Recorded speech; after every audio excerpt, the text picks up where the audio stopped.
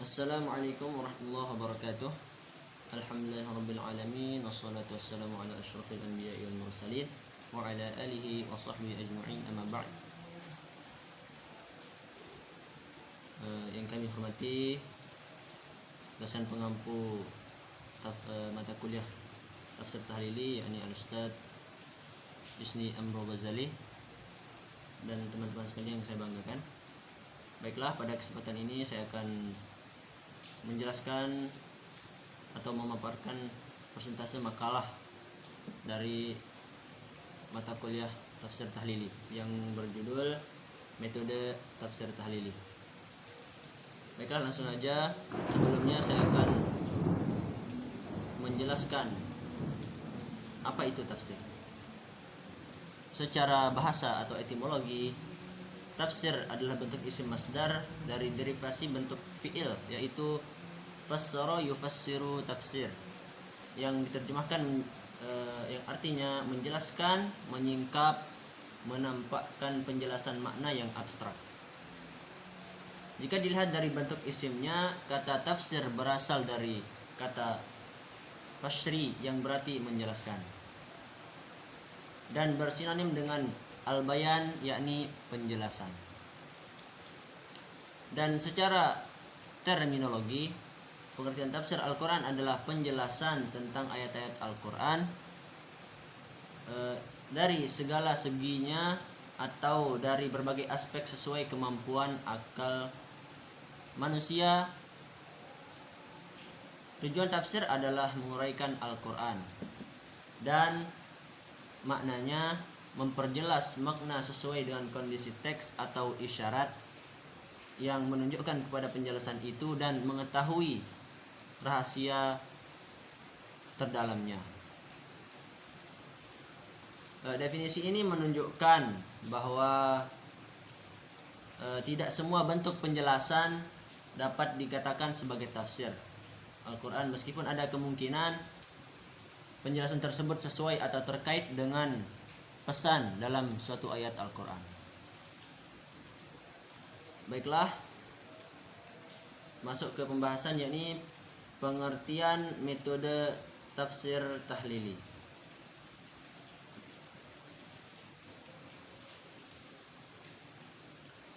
Secara etimologi, kata metode adalah kata serapan yang masuk ke dalam bahasa Indonesia yang bersumber dari dua bahasa.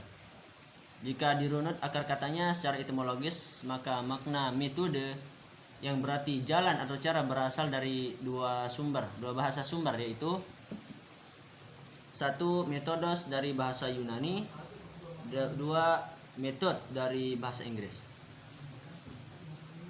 Dalam bahasa Yunani, kata metodos lazim digunakan untuk pengertian penelitian, uraian ilmiah, hipotesa ilmiah, dan metode ilmiah. Sementara kata yang sama dalam bahasa Arab, kata metode disinonimkan dengan dua kata, yaitu manhaj dan tariqah. Tariqah dalam hal ini, Hans Wer menjelaskan bahwa kata tariqah yang bentuk jamak atau pluralnya tariq mengandung pengertian cara, metode, alat, jalan, metode, dan program. Sedangkan kata manhaj yang bentuk jamak dan pluralnya manahij mengandung pengertian terbuka, dataran, jalan, cara, metode, dan program. Sementara kata tahlili berasal dari bahasa Arab dan digunakan dalam bahasa Indonesia sebagai istilah khusus dalam studi Al-Quran. Dalam bahasa Arab, kata tahlili adalah bentuk isim dari fi'il, isim masdar dari fi'il yang diderivasikan secara morfologi salala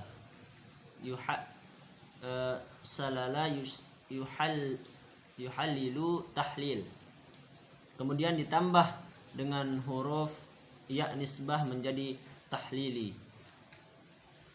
Fungsi ya nisbah dalam kata tersebut adalah untuk mengubah bentuk isim menjadi kata sifat, naat atau adjektif. Karena takrib wasfi atau naat man'ud tidak dapat disusun dari dua bentuk kata isim, kata tahlil secara harfiah memiliki beberapa makna yang saling terkait, yaitu membuka sesuatu, membebaskan, mengurai atau menganalisis. Secara terminologi, metode tafsir tahlili dapat dipahami sebagai seperangkat prosedur penafsiran yang digunakan oleh para mufassir dalam memberikan penjelasan ayat Al-Quran dengan cara memaparkan segala aspek yang terkandung dalam ayat-ayat Al-Quran yang dilakukan dengan menerangkan makna-makna yang tercakup di dalamnya sesuai dengan urutan bacaan dan susunan ayat dalam Al-Quran. Mushaf Utsmani berdasarkan keahlian, paradigma dan kecenderungan para mufassir yang menafsirkan ayat-ayat Al-Quran. Menurut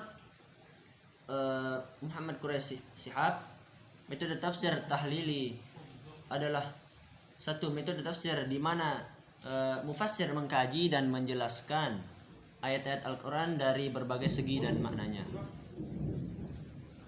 sesuai dengan pandangan, kecenderungan dan keinginan mufassirnya, menafsirkan secara runtut sesuai dengan ayat demi ayat dan surat demi surat sesuai dengan urutan dalam mushaf Al-Quran. Dengan demikian, yang dimaksudkan dengan tafsir tahlili adalah tafsir Al-Quran yang dilakukan secara beruntun dari surat Al-Fatihah sampai dengan surat An-Nas, surat demi surat, ayat demi ayat, dari kanan ke kiri berdasarkan susunan ayat dan surat dalam mushaf Utsmani yang diyakini bersumber dari ketetapan Nabi SAW, yakni tauqifi. Yang ketiga yakni metode tafsir tahlili dan studi tafsir Al-Quran. Studi Al-Quran mencakup 3 aspek kajian penafsiran, yaitu aspek sumber, aspek metode, dan aspek corak penafsiran. Jika ditinjau dari aspek sumber, maka studi Al-Quran dapat diklasifikasikan menjadi 3 macam, yaitu yang pertama tafsir bil ma'thur atau tafsir bi ar-riwayah. Yang kedua tafsir bil ra'i atau bi al-ijtihad. Dan yang ketiga adalah tafsir bi al-isharah. Yang pertama yakni tafsir bil ma'thur atau tafsir bil riwayah dapat diklasifikasikan menjadi 4 macam, yaitu tafsir Al-Quran bi Al-Quran, tafsir Al-Quran bi as-sunnah, tafsir Al-Quran bi qaul sahabah, dan tafsir Al-Quran bi qaul tabi'in. Sedangkan tafsir bil ra'i atau bi ijtihad dapat dibagi menjadi 3 macam, yaitu yang pertama tafsir Al-Quran bi ar-ra'i al-mamduh. Yang kedua tafsir Al-Quran bi ar-ra'i al-mamduh. Dan ketiga tafsir Al-Quran bi al-izdiwaj. Mohon maaf. Yang kedua itu tafsir Al-Quran bi ar-ra'i al-madmum. Sementara itu tafsir bi al-isharah terdiri dari 2 macam, yaitu pertama tafsir al-sufi dan 2 tafsir al-bitini. Jika ditinjau dari aspek metode penafsiran, maka studi tafsir Al-Quran diklasifikasikan menjadi 4 macam, yaitu yang pertama tafsir ijmali, yang kedua tafsir tahlili, yang ketiga tafsir muqarran, dan yang keempat tafsir maudhu'i.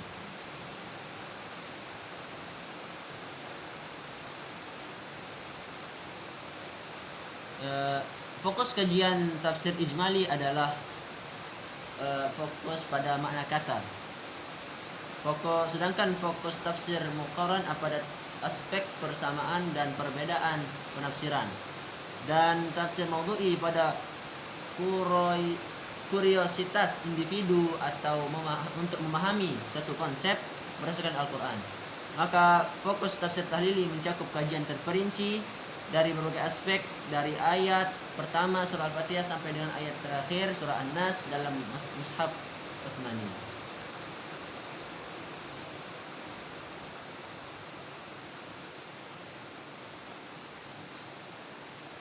Jika ditinjau dari aspek coraknya, maka studi tafsir Al-Quran diklasifikasi menjadi banyak macamnya. Para ulama berbeda pendapat mengenai klasifikasi corak tafsir Al-Quran. Selain menambah atau mengurangi jumlah kategori corak tafsir, ada juga tumpang tindih dengan kategori dalam klasifikasi yang lain. Beberapa corak tafsir yang dikenal diantaranya tafsir sufi, tafsir lughawi, tafsir kalami, tafsir adabi ijtima'i, tafsir falsafi, tafsir fiqhi, tafsir haraki, tafsir maqasidi, tafsir ilmi, dan sebagainya.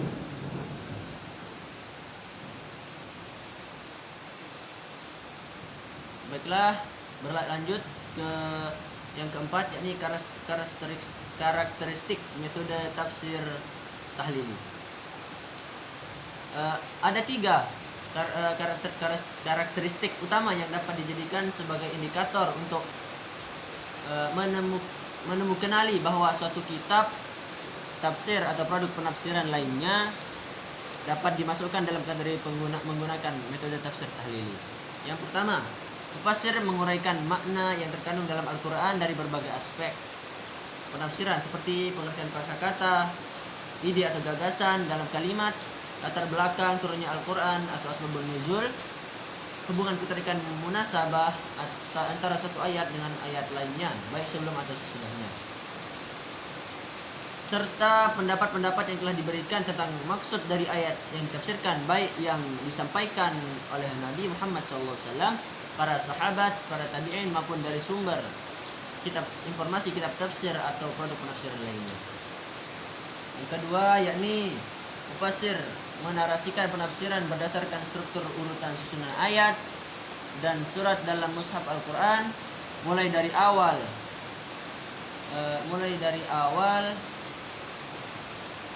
dan surat pertama dalam Al-Quran, kemudian dilanjutkan yang kedua, yang ketiga, dan seterusnya sampai dengan surat dan ayat terakhir dalam Al-Quran. Yang ketiga dan seterusnya sampai dengan surat ayat terakhir dalam Al-Quran mushaf Utsmani sebagai sebuah prosedur kerja mufassir yang menggunakan metode tafsir tahlili.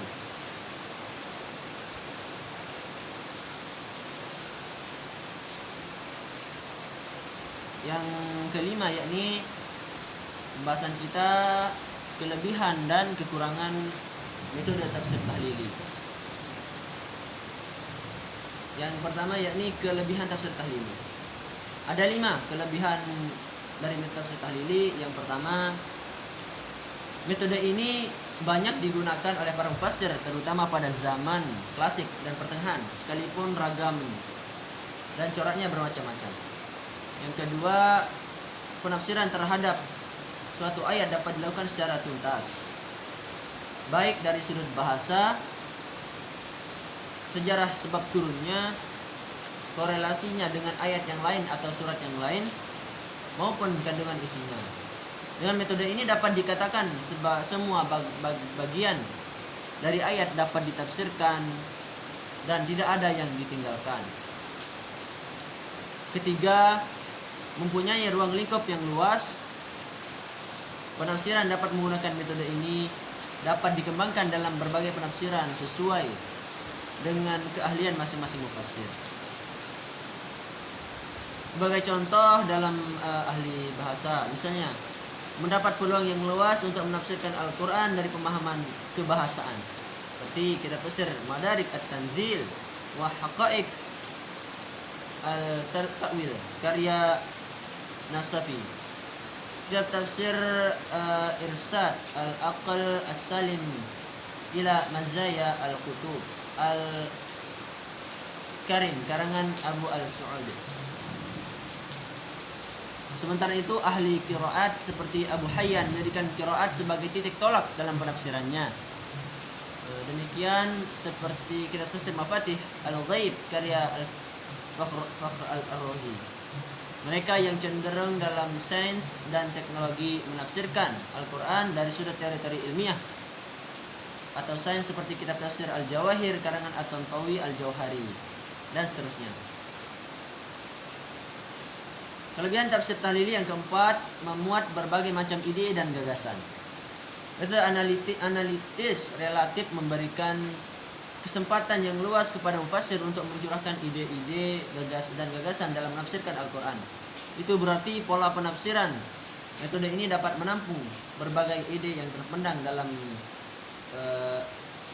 bentuk mufassir, termasuknya yang ekstrim dapat ditampungnya.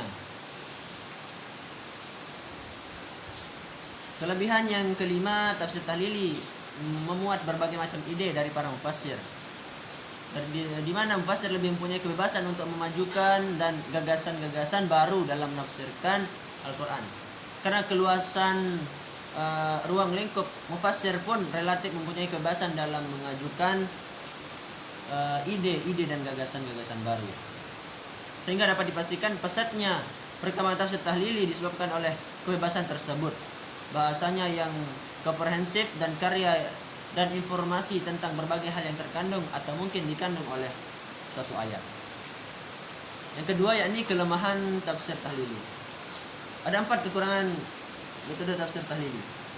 Yang pertama, menjadikan petunjuk Al-Quran tampak parsial, terpecah-pecah, bersifat parsial atau terpecah-pecah, sehingga terasa seakan-akan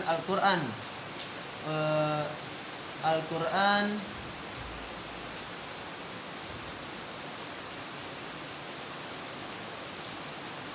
memberikan pedoman yang tidak utuh dan tidak konsisten karena penafsiran yang diberikan pada satu ayat yang berbeda dengan penafsiran ayat lain yang sama dengannya. Yang kedua yakni melahirkan produk penafsiran yang subjektif. Keluasan ruang lingkup metode tahlili selain merupakan kelebihan juga merupakan kelemahan mufassir dalam menafsirkan Al-Quran secara subjektif. Terbukanya pintu penafsiran yang lebar pada metode ini terkadang menafsirkan Al-Quran berdasarkan keinginan hawa nafsu dengan mengesampingkan kaidah-kaidah yang berlaku. Akibatnya penafsiran menjadi kurang tepat dan maksud ayat pun menjadi berubah. Sikap subjektif pada penafsiran metode tafsir tahlili mencapai dominasinya terutama pada tafsir bi-ar-ra'yi. Umumnya sikap subjektif tersebut berangkat dari fanatisme mazhab secara berlebihan. Yang ketiga, produk tafsir tahlili tidak mampu memberikan jawaban tuntas terhadap persoalan-persoalan yang dihadapi, terutama persoalan-persoalan aktual yang sedang dihadapi oleh umat Islam. Hal itu disebabkan karena ruang lingkup penafsirannya yang sangat luas.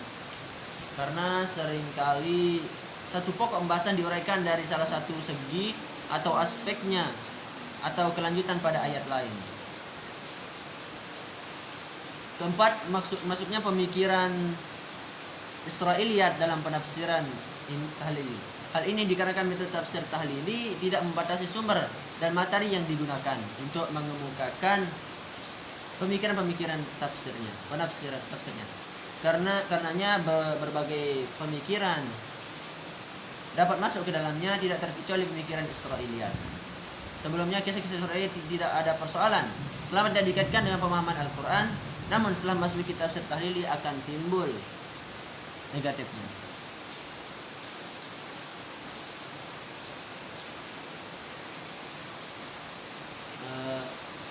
Pindah lagi ke pembahasan yang keenam, yakni kitab tafsir berbasis metode tahlili. Jika dilihat dari bentuk uraian penafsirannya, maka kitab-kitab tafsir yang menggunakan metode tafsir tahlili dapat diklasifikasikan menjadi 2 macam. Yakni yang pertama, kitab tafsir tahlili yang ditulis sangat panjang, seperti kitab tafsir Ruh al-Ma'ani fi Tafsir Al-Quran wa As-Sab' al-Mathani karya Al-Alusi, Tafsir Al-Kabir wa Mafatih Al-Ghaib karya Fakhr al-Din Ar-Razi, dan Jami' Al-Bayan fi Tafsir Al-Quran Al-Karim karya Ibnu Jarir At-Tabari. Yang kedua, kitab tafsir tahlili yang ditulis agak sedang seperti Tafsir Al-Anwar, Al-Tanzil wa Asrarul At-Ta'wil karya Al-Baydawi. Jika dilihat dari aspek sumber penafsirannya, maka kitab tafsir tahlili dapat mengambil bentuk tafsir bil ma'thur atau bil riwayat. Atau dengan demikian tafsir tahlili juga memiliki tafsir bil ar-ra'yi atau bil al-aqli.